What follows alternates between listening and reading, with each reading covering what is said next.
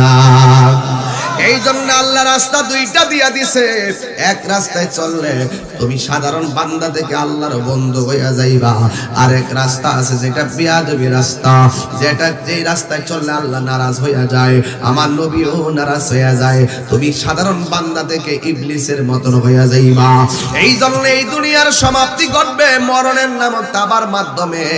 কারণ আজরাইলের মাথার মধ্যে 7 সমুদ্র 13 নদীর পানি ঢাইলা দিলে এক ফোঁটা পানিও জমিনের মধ্যে পড়ে না। কথা বলেন না বাজান, ঠিক কিনা?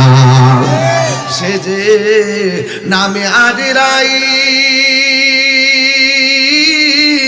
সঠিক সময় তোমার ঘরে হইব দাখিল। কথা কন, ঠিক কিনা? কত কাকুতি মিনতি করবা তুমি, রেহাই পাবে না।